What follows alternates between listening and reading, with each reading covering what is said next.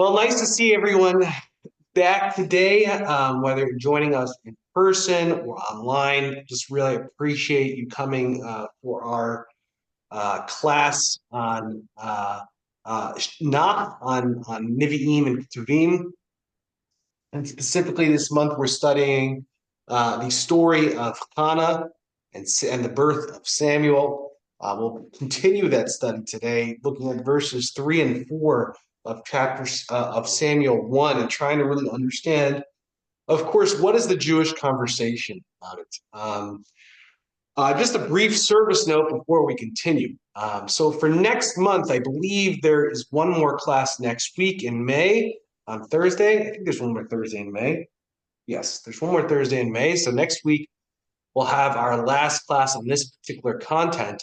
And then we will move really this class into really what we're going to end up doing is a sort of make this into a Tanakh class. And I thought maybe over the time that I'm here, it would be fun to go through the Bible together with the congregation and really deeply study it from a Jewish perspective. And so I thought maybe it'd be good to start at the beginning. So I think what we'll do is we'll start at the beginning, Genesis 1:1. And what we'll do is we'll go through all of the major Jewish interpretations on these areas. Now, obviously, when I say all of the major areas of Jewish commentaries, I'm really talking about the conversation of the rabbis living in medieval times, who were really the backbone of our biblical commentary tradition, and kind of similar to what we're doing in this Nach class, but to do it with Torah. And we'll go sequentially through.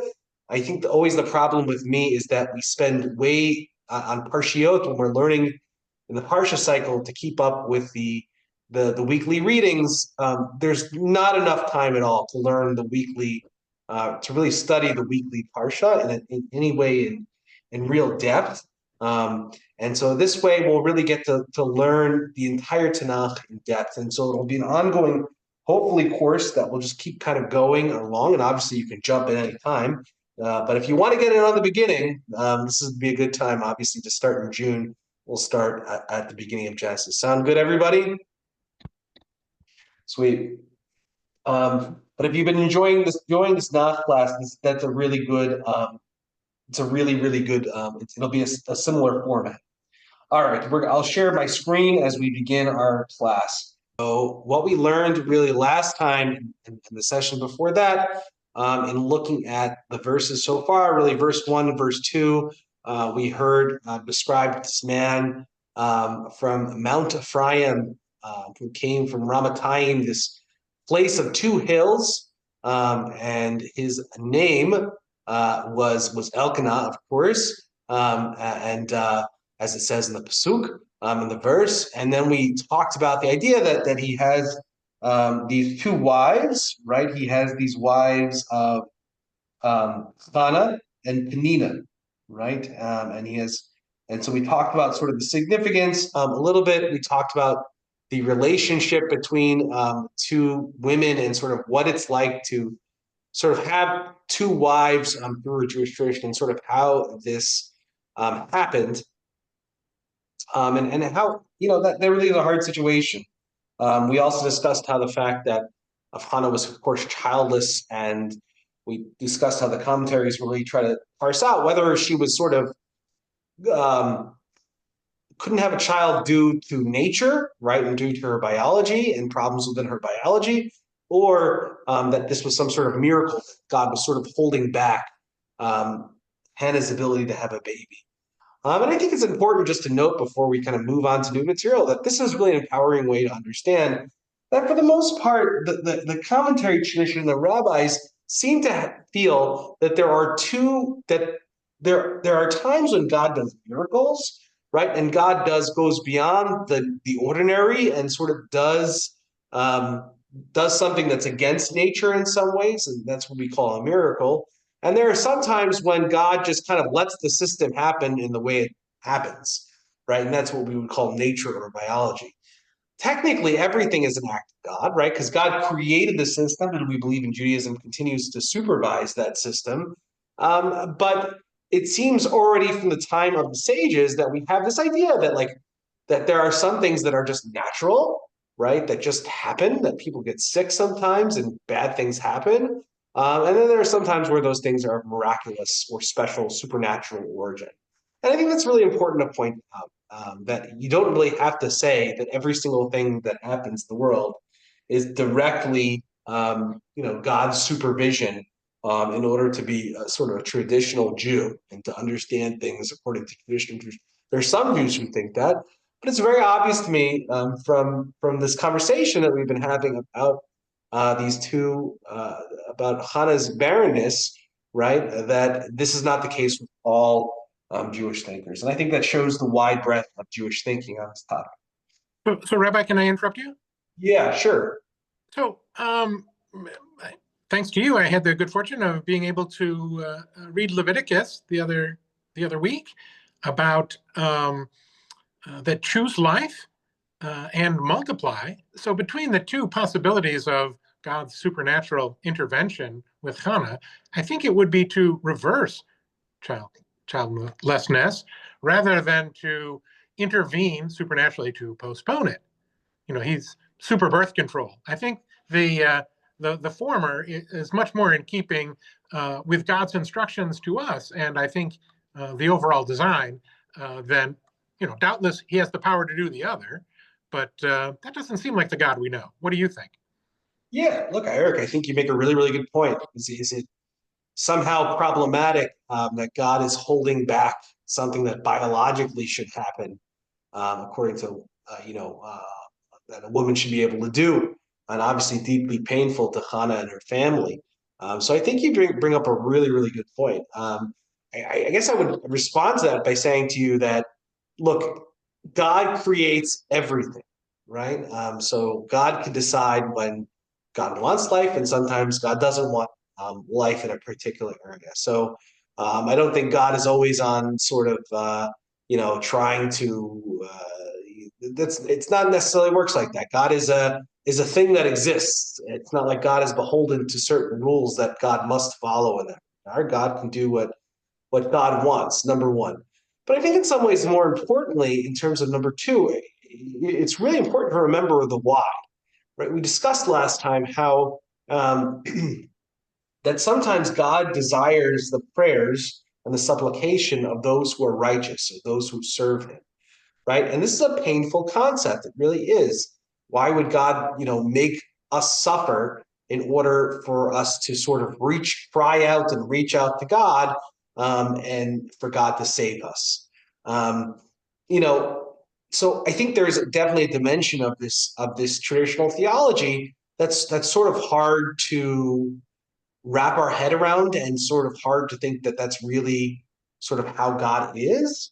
But I think, again, my normal rule of trying to look at things from a positive perspective, or what do they have to teach us? I think the value that God feels and God registers of us reaching out to God and realizing in our conception, our conscious conception, that really everything is in God's control, that things do come from God, and that, to reach out to God, to supplicate to God, to tell God that we need God in our lives, I think is very valuable to God, and really makes God feel like part of the relationship, and to understand that God takes that seriously, that God is willing to hold back life, as you say, even though God loves life, right, in order for these things to happen. And I really think that gets down to the intention of why human beings were created in the first place. One of the reasons that tradition gives is that human beings would reach out to God in relationship, in terms of these needs, and realize that there is a God that creates and gives and everything like this. Not a perfect answer, I think, to your question, Eric, but I think an important answer, and I think something important that we have to understand. But I do want to leave it with saying, is it unfair? Is there an aspect of this theology that is dark and hurtful and hard? 100%. But I also think it has a lot to teach us. Does it make sense? It does. I'm just trying to make an inference about God and the relationship he wants. And I don't think, while he might delight in foxhole converts, I'm not sure he puts us in foxholes in order to pray. But I'll leave it at that. I've overstayed my welcome. No, look, Eric, again, I think you're really bringing up a good point. I'm just looking at what the tradition says and trying to bring it to you as best as I possibly can. For which I remain grateful in every season. Of course, I understand. I know that, but I think I want to see as a Jew what are these teachings? I can come up with a million reasons why that's bogus theology or that's not good. But I want to understand why or what good does this have to teach us? Because we have it, right? It exists, and supposedly it's supposed to teach us something meaningful. So I hope that is part of the meaning. So, uh, far be it Onward from. and upward. So yeah, all right. Let's keep moving. So we're on verse 3. So the verse 3 goes like this. And now we've sort of introduced the characters. Sorry, just trying to get this out of the way here. We've introduced the characters, and now we're going to begin actually speaking about sort of what happens. So the verse begins on 3. Va'ala ha'isha hu mi'iro miyamim yamima lishtachavot v'lizboach la'Adonai. And so I would translate as that's up the etnachta. The etnachta in Hebrew is I'm sorry, not that's not lishtachvot lisboch ladonai tzivaot b'shilo, right? And the etnachta in general is the comma, like that's the sentence break. So the line in Hebrew I would translate something like this, although you have the translation in front of you. The man went up, or that man went up that we just referred to, meaning Elkanah, Mi'iro miyamim yamima. He went up from his city. I would translate that if I was just looking at it from for myself as from time to time. The expression we have from time to time. Yamim yam yom is day. Yamim is days, and yamim yamima is something like from day to day, or So you could either mean. So I think like the semantic range we have in that in English is the same in Hebrew. That could mean that every once in a while Elkanah goes up to the mountain and goes up to the temple to pray, right, and to offer sacrifices. But that could also mean every day Elkanah goes up and offers sacrifices. So it's really hard to understand what this Yamim Yamima really is about. Here you see every year to worship and to offer sacrifice. There's no place in the text where it says year. That was interpolated to just make it sound nice. But the Torah here is way more general in terms of its semantic meaning. So he continues. So this man would go up, meaning go up the mountain into I'm sorry, not Jerusalem, the Shiloh at the time, where the tabernacle was in the period of the judges, and he would go up from his city in Ramatayim, whether it's a day basis, for daily basis, a regular basis, every once in a while, we don't know. And lishtat rabot v'lizvoch l'Adonai, he would bow down and sacrifice to God. And specifically, the name for God here is used Adonai Tzivaot. It's one of the holy names of God, right? Hashem Tzivakot, or the Lord of Hosts, is the way it's usually translated. The Lord has got a lot of angels and a lot of troops, right? B'Shiloh, right? At Shiloh, right?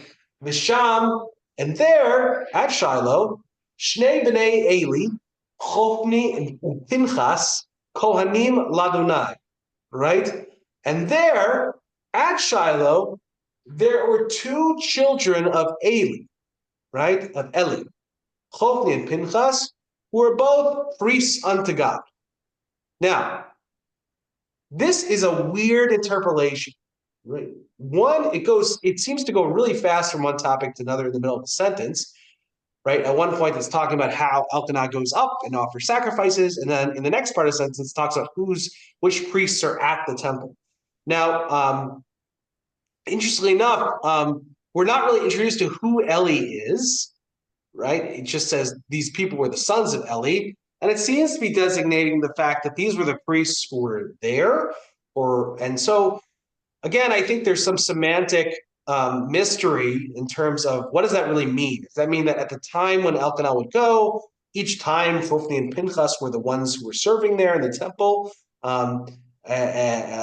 Why is that significant that we need to know who these people are, right? Why is the Torah need to tell us who the priests were at this time? Is it a sort of timekeeping device, or is it why is this happening, right? And so why is it so important to the reader that they know that Hophni and Pinchas were the ones who were either typically present or there in that moment.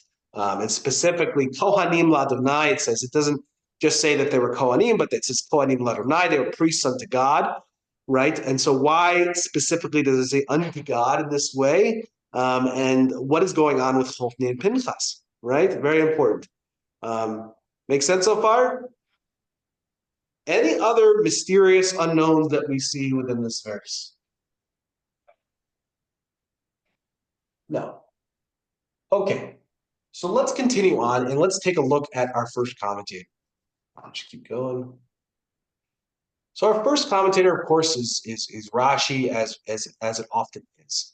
And Rashi is going to do what Rashi loves to do, which is to bring the midrash, a famous midrash or a midrashic idea on this verse. And so this is what it is. This is the present tense, meaning this man would, not that he went up at one point, right? Because you can imagine, okay, he would go up, he went up at one point, and then this story happened. You can imagine the story being told that way. But at least the way Rashi's reading is that he would regularly go up. There was a practice of his that he would go up often to make these sacrifices, right? I.e., he would go up from one appointed season to another to Shiloh. So, the English makes less sense. The translation makes less. It's true, but it makes less sense than the Hebrew. Ha'ola mizman moed lamoed l'shilo. What is a moed in our daily parlance?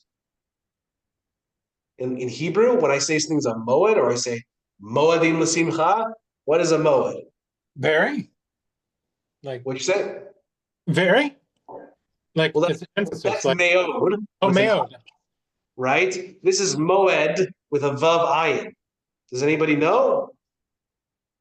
So moed is a holiday, right? And it comes from the word really aid, which obviously I think the most famous version of that is a testimony or a witness. But really it comes from the root of appointed times. And that's why we get this translation from one appointed season to another, because it does mean to appoint or a specific time. But I would think in Jewish parlance, moed really has a deeper meaning than just some appointed time, but to specific appointed times. The moedim, or the holidays, and not only any holiday, right, but really biblical holidays, right? And then the biblical holidays we think about when we think about moedim usually are Pesach, Shavuot, and Sukkot. These were what we call the Shlosh Regalim, or the three pilgrimage holidays. And we call it that because generally people who were connected, right, and cared about their Judaism had the tradition to go up to the temple during these appointed times, right, during these festivals to help offer the special sacrifices, right? So Pesach, Shavuot, Sukkot, also maybe even Rosh Hashanah and Yom Kippur as well. And so that's what we see here. So, but of course, not everyone did this, right? This were only people, you can't really force people to go up, a whole country to go somewhere, right? Unless it was through violence, of course. So what does it mean that Elkanah did this, that he would go up from one season to another? What data does that sort of add for us? I think what it says is that Eli is observant, and he lives in an observant community because it's staffed by young priests. And if you don't believe us that he was up there at the festivals, well, we got two witnesses. Right. And obviously, are the priests going to lie? No. This was an observant guy living in an observant community. Perfect. Yeah. So obviously, whether you want to say observant, observant, I think it probably is actually a good word. But someone who is cognizant of Jewish rituals, someone who had a relationship with God, somebody who, what I would say in a more general, a good person, someone who's not trying to do evil, who's trying to live a righteous life, right? And so that's what they saw him as, someone who was faithful to these sacrifices that were offered. Now, I really found this Midrash Agadah, this teaching that Rashi brings here to be very important. So the Midrash Agadah renders that the route he followed this year, he did not take the next year in order to publicize his pilgrimage to the Bnei Israel, that they should do likewise. Okay, what does that mean? What is Rashi trying to point out to us? He's a tzaddik. Yeah, I mean, it's not only is he just a righteous person, right? He's trying to encourage other Jews to do and to observe Jewish law and to observe Judaism and Torah and to be cognizant of their relationship with God. He's almost in some ways an evangelist, right? What we would use in our language today. He's someone who is trying to preach the good word and trying to get the Jews to do the right thing, which is to go up and make those sacrifices. And for that reason, yeah, right. He's like a Chabadic, right? Exactly, right. So exactly, right. He tries to specifically go different routes every year, so that he can meet different communities and tell them, "Come up with me, come make the sacrifice at the temple. It's time to go up and do such things." Now, this is really important because the time when Elkanah really was around really is sort of a lawless period within the history of Jewish Israelite civilization. The Jewish people basically got to land at the Torah. They conquered the land in the book of Joshua and some of the book of Judges, right? But even throughout the whole entire book of Judges, there were sort of these great chieftains who would rise up and that we now call judges, who would rule and like bring the Jewish people together to fight against the common enemy. But there was very little internal cohesion within the Jewish people as a whole. And there was really no national leader that was ongoing. There was no governing force besides really it's almost like I always compare it to America before the Constitution was ratified, right? During the Articles of Confederation period, where there wasn't really a very strong central authority. They would come together to make war, like the Americans did against the British, but not. There was very little federal authority. Where the authority really lay was in the tribes, right? So each tribe had a leader or a chieftain of the tribe, and that's really where the governing authority came from, right? This changed, and it will change in the book of Samuel, which is the central theme, is the centralization of the monarchy under one king, right? That's the big change that happens, and the centralization of federal authority. So with this came sort of a loss of control of the people. The people sort of were doing whatever they wanted to do. They all had sort of different weird traditions, and for that reason, they didn't necessarily want to go up to the tabernacle in Shiloh and worship there. Especially because look, Jews were very local back then. They didn't. Why do I have to go to Shiloh? I'll just worship where I am, right? What do I have to do with those people up in Shiloh, right? They're basically in a different country from me. Does that make sense? So I think what here Elkanah is doing is sort of bringing some order to the chaos, right? And trying to bring the Jewish people back to God during a profoundly chaotic period. Okay? I think that adds a lot of color into who Elkanah is and how he deals with his wives. And of course, he's Samuel's father in the end, also, as well. This holy person comes from him. And so I think the rabbis are trying to read Elkanah really well, that he would not have done something specifically to make his wives hate each other. He's not this like bad person who just doesn't care about Hannah. That's not the kind of person this guy seems to be, right? Maybe you could say, okay, maybe he's some religious nut, right? Who all he cares about is worshiping God at Shiloh, but can't care at all about his wives. Okay, I could see you going in that direction. The sages don't, but I could see that being said. But I think probably the easier interpretation is that really he was a good person. And this is an unfortunate situation. Okay, does that sound good so far? Great. Any questions on this? No? Okay, so the Malbim, let's go into the next commentary. Remember, the Malbim is from the Meir Leibish, is from the 1800s. And he writes a little bit more of a detailed thought in this that I thought was profound as well. So he writes, "Va'ala ha'ish hahu mi'iro," that this person went up from his city, Elkanah, right? And so that's what this comment is on. He proceeds to say, Sefer Shemeir azot lo ala shum ish l'shilo rak ha'ish hahu haya ola miyamim yamima im kol b'nei beito. So I think Malbim is going to go very, very, extreme on this, more extreme than Rashi, right? The book tells us or illuminates to us, it tells to us or it notes for us that the man, that there was nobody else who was going up to Shiloh at this time, that it had gotten so bad that people had stopped sacrificing at Shiloh, right? And that he was the only person with his household who would come and sacrifice and come to the temple. So Malbim is really saying it's even more extreme than you thought. It's not just what Rashi says, okay, he's got to get more people to come, and he would go a different way each year and try to inspire people to come. But he really was sort of the last remnant of this practice.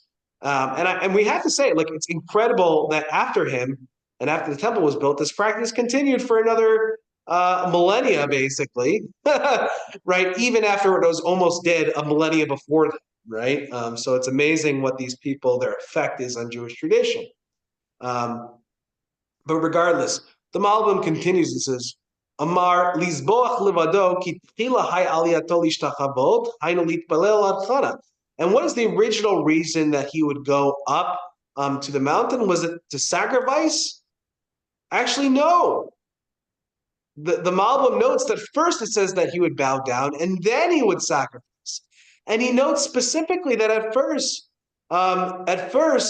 he came to pray for Chana, right? The reason that Elkanah came specifically to the temple during these appointed times was to pray for Hannah.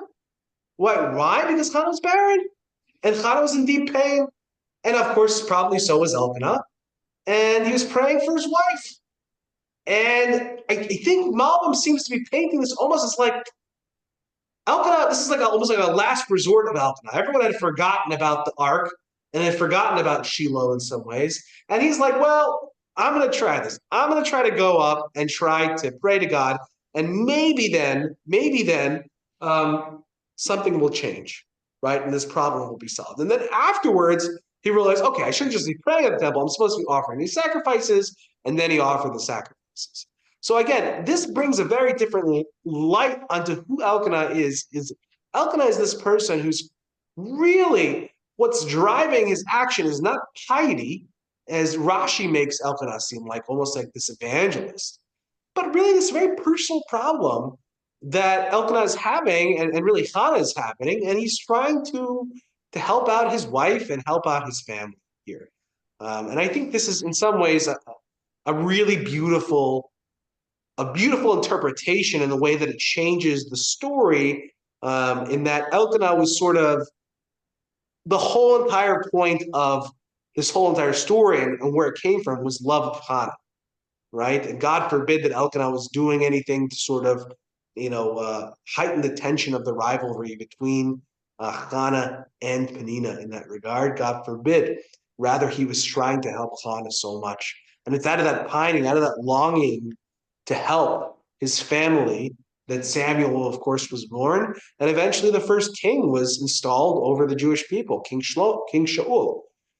So I think that really changes. I want you to see over and over again, the overall theme here is look how one interpretation of the Malbim completely changes the way we see the story, right? You can go according to Rashi, or go according to Malbim, and you actually see the story completely different. They're all in Jewish tradition, but I think it's important to see the plurality of interpretation and conversation. Make sense? Awesome. Okay, so just finish his thought. So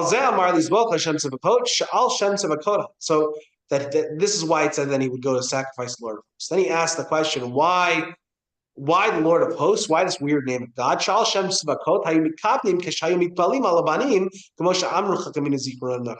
That that we specifically are supposed to use this name, Hashem Tzavakot, when referring to God, when we're praying for children, right? And the Lord of hosts. And this is important, right? This is actually interesting information that whenever we're praying to have more children or praying for fertility or anything like this, we should try to use this name, Hashem Tzavakot. Now, why? He's going to tell us. And according to this, it actually comes out of a Gemara in Brachot 31, a piece of Talmud that says, Amr Chan amikol tzavai tzavakot shebarosh v'lomecha kasher b'necha liten li ben echad. So he actually puts it in Hannah's voice, right? And he says, Hannah would say, for the person who has hosts upon a host, that you've created this world, you've created so many animals and human beings and life. You can't give me one son, right? One child? You can't just give me one child? And this is the anguished cry of Hannah. But what's really interesting is the Torah then seems to be narrating, right, what Elkanah was doing and who Elkanah was praying and sacrificing to based on Hannah's very organic prayer and almost a spiteful prayer, right? A challenge to God. You can't give me one child. You created all these things, and why do I have to suffer like this? And it becomes so prominent that we see that it's interpolated upon the God in which Elkanah visits. And so we can see how powerful the narrative seems to be taking Hannah's perspective and where she is right now, even though one might say it's not very pious, right, to yell at God like that and to be sassy to God in that regard. You might think that it's not respectful. But no, the Jewish tradition right from the beginning kind of takes Hannah's prayer, takes the way Hannah speaks, puts it on Elkanah, and says Elkanah kind of copied it, and frames the whole story through Hannah's perspective. And actually says to us, we too should pray like Hannah. We too should use this name Hashem Tzavakot because of what Hannah said. So I think this all helps us to understand the central message that we should pray to God organically. We're allowed to bring frustration and anger to our prayers to God. There's plenty to be frustrated with God about. And although maybe through prayer and maybe through spiritual activity and work, we can come to center ourselves and become thankful for God again, it is completely kosher to bring complaint and to bring frustration to the Ribbon Shalom, to the Master of the Universe, which I think this teaching beautifully teaches us. Make sense so far? Any questions on this? Any comments on this? If I could, Rabbi, I think I would take the Lord of Hosts is, hey, a governor that has or president that has the troops of heaven, assembled, in the angels, can't you send me someone who is righteous for God? And in fact, he really turns out Samuel's super special for all of the future of the Jewish people. A literal angel on earth, I think. And what hears? He says later, I hear you, I'm here, right? Right. That's actually a beautiful thought, right? God actually makes this wish come true. He says, okay, here's an angel, right? I'll give you a saint. I'll give you somebody who's really special. And that's maybe a reason why Shmuel is so special. And look, I think this is a common theme that when righteous people say something, even when they say something in frustration or out of anger that they might have not really meant, or at least meant in a literal sense, God says it must be true. A righteous person said it. They wouldn't have lied. They wouldn't have made a hyperbole. And then God makes it happen. God makes it come true, which means that God really holds the righteous people responsible for their speech, that our speech really is powerful. And something we say out of a moment of frustration, we're allowed to be frustrated. We're allowed to be angry, but we also have to be responsible for the things that we say and take them seriously. Just like, you're allowed to get angry and frustrated at your partner or your wife or your friend or something like that. And, but if you yell and you say something nasty to them, you're going to be held responsible for that. It's not going to be just thrown out because, you happen to be frustrated at that time. That partner is going to take you seriously. And that's why we're so responsible for our speech. Make sense? Good. All right, let's keep going. So the second mob, let's just finish the second mob. I thought this was interesting too.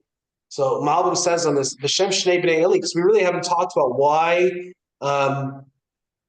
did the Torah mention, why did Shmuel mention, or the book mention the two B'nai Eli, right? But we still really haven't answered the question also, why were people not going up to sacrifice at Shiloh, right? You might have said, well, the tradition faded over time. There weren't leaders who were telling them to do that. But this was an old tradition. I mean, nobody? Why wasn't anybody going up? And maybe it has something to do with Chofni and Pinchas since they were mentioned. So that's kind of where this comment sort of Malbim's comment comes from. He says, Hutam lama raku levado alamir aluriga. Right? So he says the reason Bnei Eli, the children of Eli, Pinchas, and Chofni are mentioned because it's the reason why only Elkanah and his family would go up from their city on one of the Shlosh Regalim, on one of the three pilgrimage festivals. Right?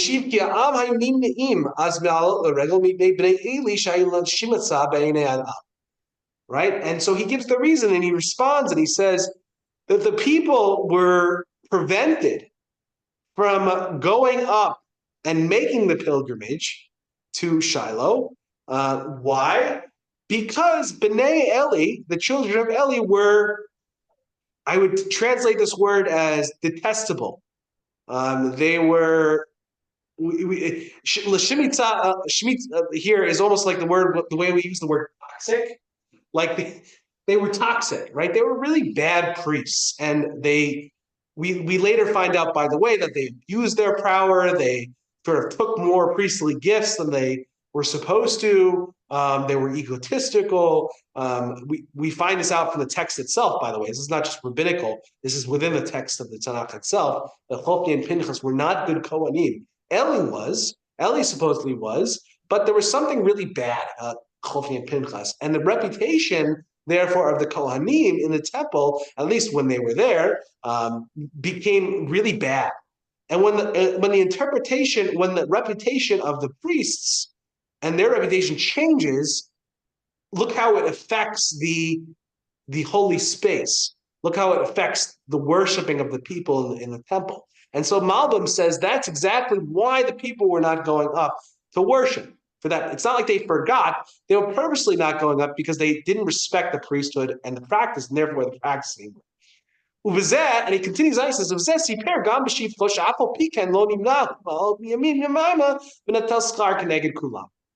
right? And this story, and for this reason, the fact that Elkanah continued to go up, even when Chofni and Pinchas were there, is a testament, again, of praise towards Elkanah, because he continued to do what he was supposed to do, to make the sacrifices at Shiloh, even though the priests were corrupted, and even though there weren't good leaders to do this. He was sort of a self-starter. And this is what we're told to do. I think this is such an important rule. Right? We are responsible for the mitzvot and to serve God, regardless of whether there are good rabbis or bad rabbis, good cantors or bad cantors, good Jewish leaders or not good Jewish leaders. We are required to do our service and to do what we're supposed to do independently of those things. Too often, our commitment to Judaism and our commitment to Jewish practice is characterized and it is sort of guided by our appreciation or affection or even consent of the clergy, right? And it makes sense, if you don't like the leader of an organization or you don't like the guy who's standing on the stage or the bima, why would you want to come, right? Makes sense. But from the beginning, Judaism was not supposed to be a person-centered or that everyone's religious life should be centered around a certain particular person, but rather that there's much higher, right? That we serve God, not a particular person. But we already see from this time, at least according to the Malbim, right, that people are very much affected. Their view on religion and their view on a particular religion or any group is very much affected by the leaders who they see and run those particular organizations. And so I think that's really, really important. Do we get that? And are there any applications for you to today? I think this teaching was so apt for our present moment in some ways. How do you think this connects to you, to your life, and to the world you see around you? Hmm. Well, I mean, look, maybe it's my perspective, but I constantly hear all the time. I don't go to shul anymore because, well, I don't like the rabbi, or I don't like the way the cantor sings, or they don't sing my favorite song anymore, or the rabbi said something not nice to me once, right? Or and on and on and on and on. And these are all real complaints. I'm not saying they're not real. I'm not saying they're not important. But they are not an excuse for not coming to synagogue. Right? They're not an excuse for no longer doing mitzvot and taking part in Jewish life. Right now, look, I think I could say that and I could suggest that, but most times I don't have the ear of those people because they've left. Um, and I think that's one thing that keeps rabbis up at night, especially myself. That something I said or something that I did caused someone to not appreciate their Judaism, to give up on doing mitzvot, to connecting to God. And so I sort of pray every day that I don't do something that causes harm, that causes people to distance themselves from God. That would be my worst nightmare. And of course, that's the weight of sort of being a religious leader. I mean, for example, we've seen that with the Catholic Church, right? When a couple of years back, when all this stuff was coming out about the malpractice of Catholic priests, and respect was lost for Catholic priests. The name of the Catholic Church was degrading, right? That's why it was so problematic. People said, "Well, I don't know if Catholicism is true. If this is what my priest is doing, right? Then I don't know if I trust the entire Catholic Church, right?" And of course, that's horrible for the Catholic Church. The Catholic Church is way bigger than just one particular priest doing one thing, or even many priests doing a particular thing. That being said, the reality is the reality of the way people see things. Does that make sense? It does, and I think the selections suggest, I mean, two things. One is Ellie is reminding, I'm sorry, our protagonist, the guy who travels up. His name is Elkanah. Elkanon. Forgive me, Elkanon. He's going out and he's telling the people, notwithstanding the sons of Ellie, are not good at their job, and in fact driving people away. He reminds them, no, this is a conversation between you and God. So that's the thing that he's telling other people, and he's giving a model of what it's like to be a good congregant. Don't leave it up to rabbis alone. Don't leave it up to the priestly class alone. Do your part, for an enlivened Jewish community. What a good lesson. Really important. And look, I think it also, I don't want to go on until I say this, that look, I think this goes also beyond religious life. I think it goes through organizations. I mean, I have so many organizations that I love, and I think do wonderful work that I'm connected to, that unfortunately are not run well. Like they're like for whatever reason, the staff they have right now, or the leadership, or what have you, is not functioning well. And you obviously just want to drop out and say, "Well, I don't want to pay my membership dues anymore. I don't want to be part of this organization or this thing." Right. And the righteous people, though, are the ones who stay, right? The righteous people are the people who say, "Well, you know what? It's still an important cause. I still believe in the meaning of this organization, the vision of this organization. I don't approve of the present staff and the present direction they're going in, but that doesn't mean that I'm going to drop out." Right? I think we see that also a lot with our country, right? You don't approve of the particular president at the time or the particular political leadership of the time. That doesn't define the country itself forever, right? A lot of people who don't like Benjamin Netanyahu or whatever it is, I don't want to have a relationship with Israel anymore because, well, Netanyahu's been in government too long, right?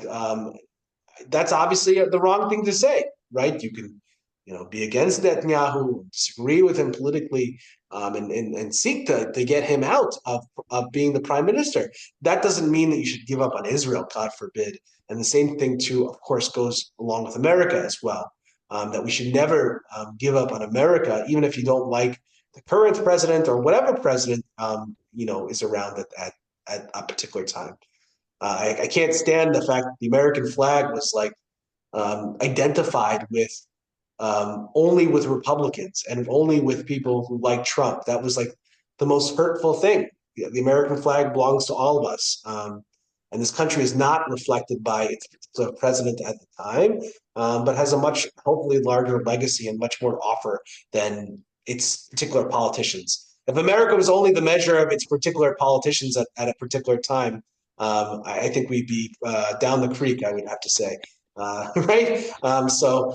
Regardless, yeah. Any thoughts on that? Any comments on that? Yeah, no, I wouldn't be part of the Masorti movement still if I were only relying upon the press releases of the Rabbinical Assembly. Yeah, yeah. I mean, I agree with you. I mean, I think certainly with the conservative movement, there is, a place in me where I'm very frustrated about a lot of stuff that goes on in the conservative movement and, the direction it's going in and a lot of the decisions that leadership is making. I definitely wouldn't say they're like Sophie and Pinchas taking bribes, God forbid. No, no. But I disagree with, the direction they're going in. Right now, that doesn't mean I'm going to leave the conservative movement. Oh, man. Right. I still am a conservative Jew because I believe in Judaism as a conservative Jew does, and I practice like a conservative Jew. I am that, right? And I'm going to continue to go to the conservative shul and practice that way and be egalitarian and all these things, even though it's hard because people do end up leaving eventually because of the leadership. But again, I think a simple message: be Elkanah, don't be the rest of the people in this situation, right? Makes sense. Be a joiner, stay involved, and do that kind of thing. Be a Makes lay sense. leader. What? What'd you say, Eric? Be a lay leader. Yeah, really, really important.